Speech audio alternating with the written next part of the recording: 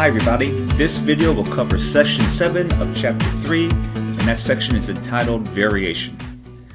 In this section we will discuss direct variation, inverse variation, joint variation, and then followed by combined variation. And we will discuss these two variations, yes, jointly. Okay, but let's first start off with direct variation. Now we say that y varies directly as x, or that y is directly proportional to x if for every x there exists a non-zero number k that never changes called the constant of variation such that y is equal to k times x. So as you can see, this is probably a very, very difficult thing to prove. If you actually wanted to prove that y varies directly with x, you would need to show that for every single value of x, y is equal to k times that x, or for every single combination of x, y, their ratio of both equals k. So very difficult to prove, but we don't need to worry about that because we don't want to prove this. We actually want to use this. And how are we going to use this? Well, we have a handy-dandy procedure for solving variation problems. And one is, first, we write down the general relationship among the variables as an equation, and we'll use the constant k.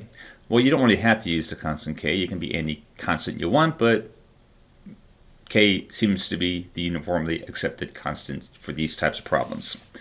Okay, once you've done that, you can actually substitute the values that you have to find k. And once you've done that, then you can actually substitute k back into your original formula, and then you'll basically have a formula with a direct formula with a independent variable, this particular constant k, and then your dependent variable.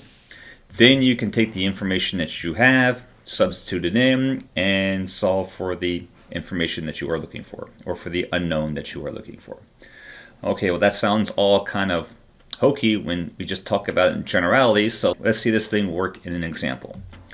Okay, well here, as many of you guys know, that if you are traveling at a certain specific speed, then your distance is going to be directly proportional to your time, or the time that you've traveled at that speed.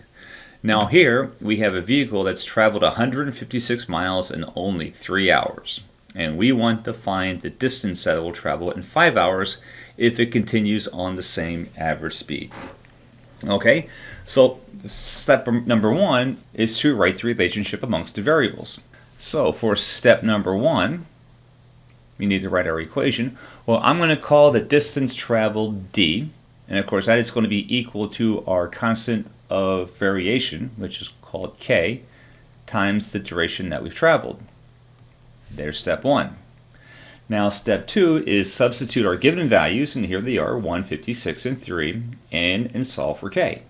So for 2 we will have 156 equal k times 3.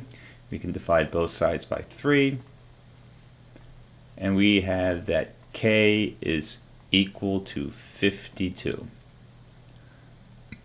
So the average speed is 52 miles an hour, which basically means this guy goes pretty slow.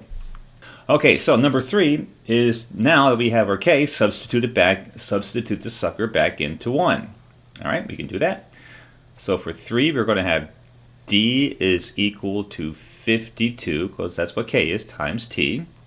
And then step 4 is go ahead and substitute the remaining values. Well, that's just the 5 hours here, and solve for the thing that we're looking for, which of course is d. So we're going to have d is equal to 52 times 5, and that is 260. And there you go. We are done. And that is pretty much how a direct variation problem is solved. Okay, so let's go ahead and move on to direct variation as the nth power. Okay, cool. Well, let's let n be a positive real number. So any number greater than 0.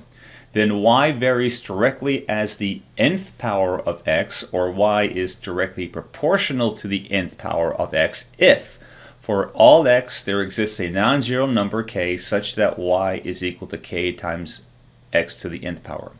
Once again, difficult to prove because you need to show this for every combination of x and y, but we don't care about that because we don't want to prove it, we want to use it. And before we do an example, let's talk about one. And now what kind of examples of things would we have where y varies directly as x to the nth power? Well, what about the area of a square? In that particular case, y is equal to x squared. So it varies with the square of the x power, and of course the constant proportionality is 1. What about a cube? I don't know if I can draw a cube without hurting myself. Okay, this is my best attempt at a cube. Well, that would be y, that varies as the cube of x, hence the word cube. So these are some trivial examples of variation, at least to the second and to the third power. Now there's also inverse variation, and here we would let n be a positive real number, then y varies inversely as the nth power of x, or y is inversely proportional to the nth power of x, if for all x there exists a non-zero real number k such that y is equal to k divided by x to the nth. Now, for example, one example of this would be the power of an electromagnetic wave.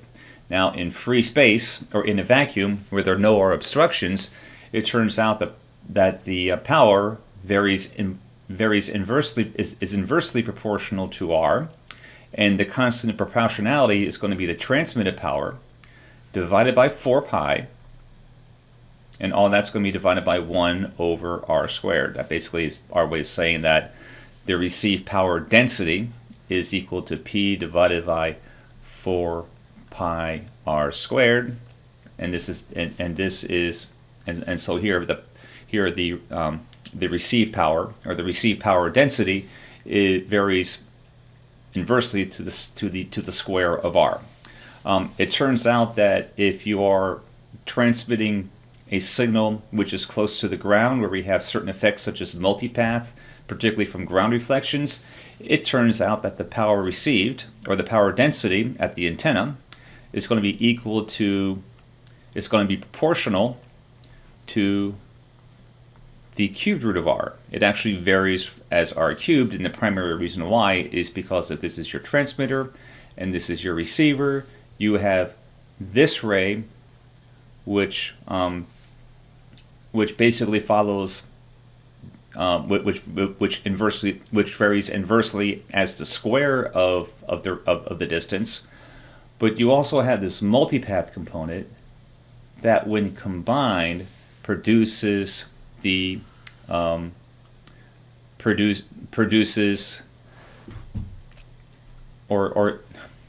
when combined, causes the power to vary inversely by the power of 3.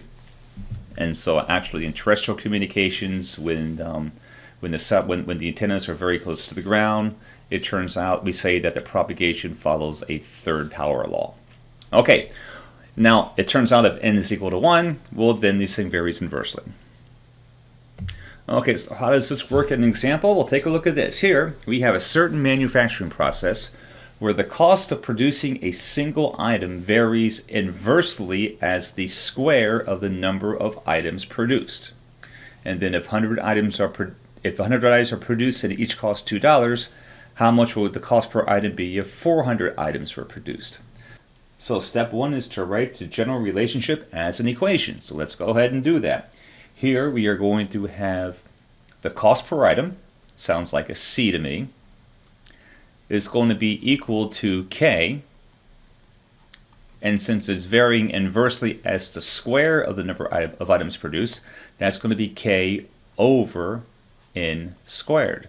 Okay, so that's the relationship. This is 1.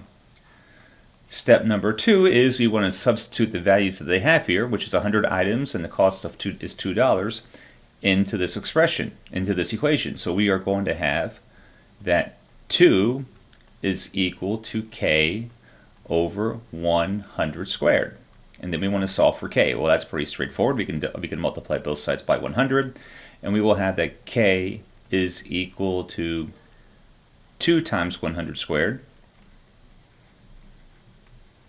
which is 20,000.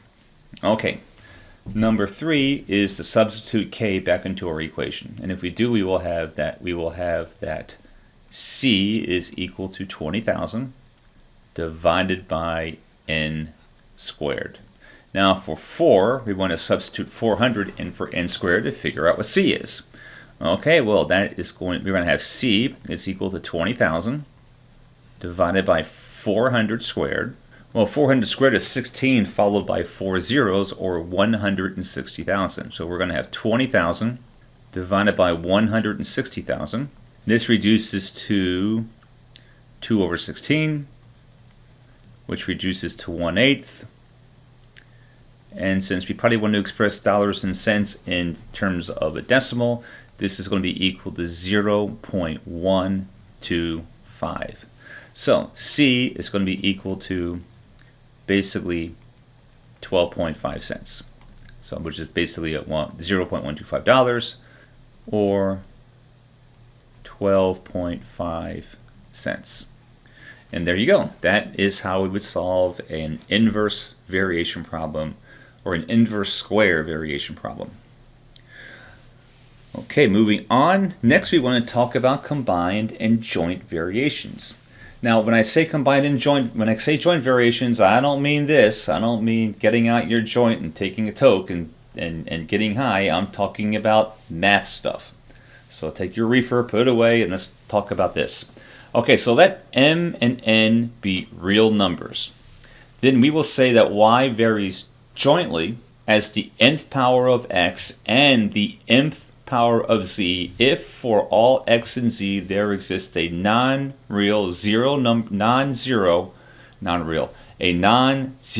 real number k such that y is equal to k times x to the nth times z to the nth.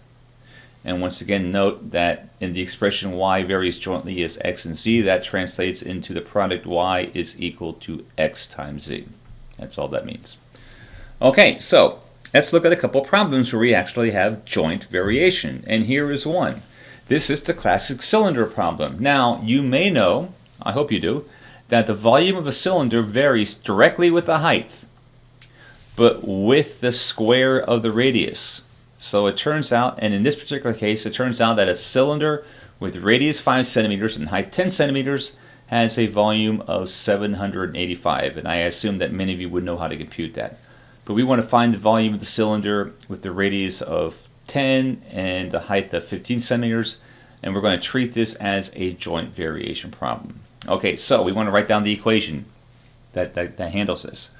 Okay, so step number 1. We want to write our equation. We want to write our relationship as an equation. Okay, so here we're going to have the volume of a cylinder. It's going to be equal to some constant k, and since it's varying directly as the height, that k is going to be multiplied by h, and since it varies with the square of the radius, it's going to be multiplied by r squared, where h is the height and r is the radius. Okay, so step number 2 is to use this information to find k.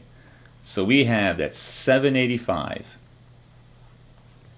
is going to be equal to this number k times 10 for the height times 5 squared.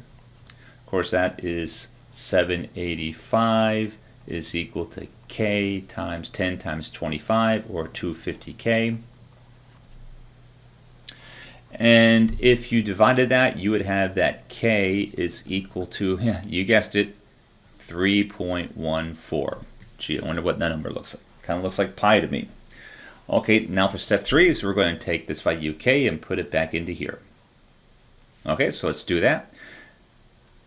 We're going to have that v is equal to 3.14 times h times r squared. And then finally for 4, we're going to substitute 10 for r, 15 for h, and we're going to see what we get. And if we do, we will have that y is equal to 3.14 times 15 for the height times 10 for the radius squared.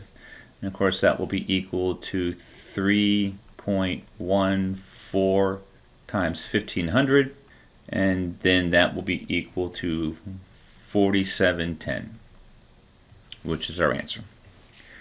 And for our last problem in this section, we are going to look at guitar strings. Here we have the number of vibrations per second, or the pitch of a steel guitar string, varies directly as the square root of the tension, which is a force, and it varies inversely as the length of the string. Okay, now we have the number of variations is 50. In other words, if its frequency is 50 cycles per second, and the tension is 225, and the length of the thing is of the string is 0.6 meters. Let's find the variation per second, or the frequency, if the tension is 196 units and the length is 0.65. Okay, once again, step number one is to express the relationship as an equation. So we are going to have number of vibrations, which in this case is actually a frequency, vibrations per second. And that's going to be equal to our constant of variation times the square root of the tension, so I'm going to call that the square root of t, and inversely as the length of the string, which will be over L. There it is. That is our equation. Now we can go ahead and substitute in for t and for L and for F and solve for k using this information here. So we have that the frequency, or the vibrations per second, is 50. That's going to be equal to our unknown k times the square root of 225, my apologies, divided by 0.6. Okay, well, it turns out that the square root of 225 is 15. We're going to divide that by 0.6, and if we do, we will have this 15 divided by 0.6 is 25. So we have that 50 is equal to, oh, I forgot the k here. We have that 50 is equal to 25k. Therefore, k must be equal to 2.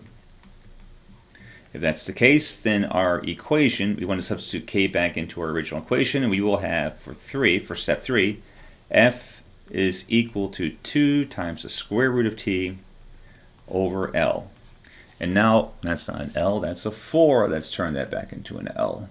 Okay, then for step 4, we substitute our values, and we will have f is equal to 2 times the square root of 196 divided by 0.65. Well, it turns out the square root of 96 is 14. 14 times 2 is 28.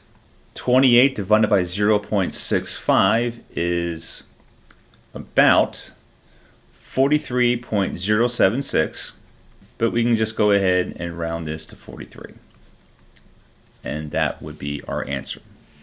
And that is all I have for this particular lesson, or for this particular section.